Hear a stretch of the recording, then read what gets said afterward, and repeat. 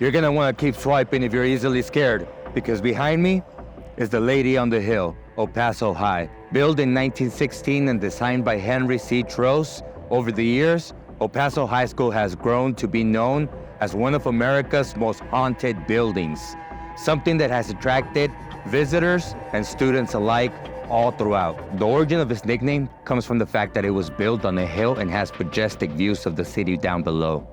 Adding to its beauty is the R.R. Jones Stadium, which is one of the first all-concrete stadiums in the United States. Now, an interesting fact is that in 1922 to 1923, the school's name changed and it was called the Sam Houston High School. This was in orders of the Ku Klux Klan, KKK in El Paso. That didn't last very long. The people were outraged.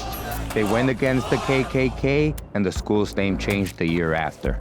One of the most known urban legends from El Paso High comes from that same year, 1922, when it's said that a young lady took her life by slitting her wrist and jumping out of the window.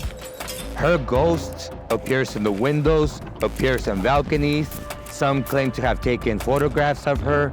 Some claim to witness her last moments of life as she jumped out of the window, over and over again throughout the years.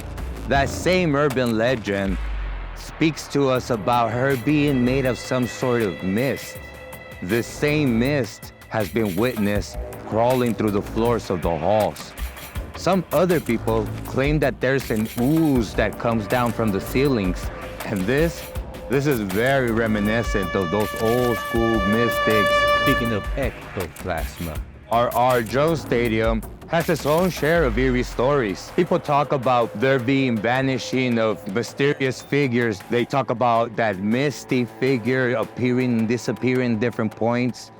More importantly, they talk about cheering and football games going on as if they were echoes from a bygone era every time the sun sets in El Paso. There's no doubt that the R&R Jones Stadium has witnessed all kinds of events. Everything from General Pershing riding his horse down the field in celebration of the U.S. joining World War I, to it hosting the first Friday night football game in 1928. Yes, ladies and gentlemen, this is the birthplace of Friday Night Lights.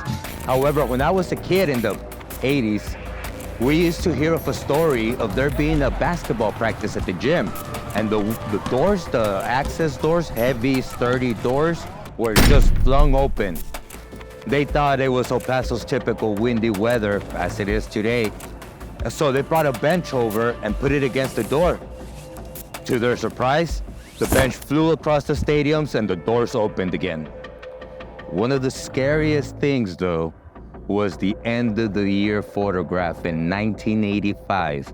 When everybody lined up, took the picture was revealed, and there was a young lady there dressed in an old 1940s white dress.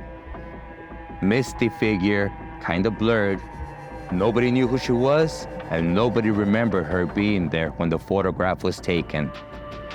It's insane all the different things that have happened in El Paso High, but it doesn't end there. In the Spanish flu era, the basement was a temporary morgue, and that's where all the bodies were held. To this day, they talk about voices and knocks being heard. They talk about people crying out of the darkness in that lower basement. Whether it's mysterious figures appearing in photographs, books flying out of the shelves in the libraries, taps being turned on by themselves in the restrooms, El Paso High has a regular occurrence of paranormal.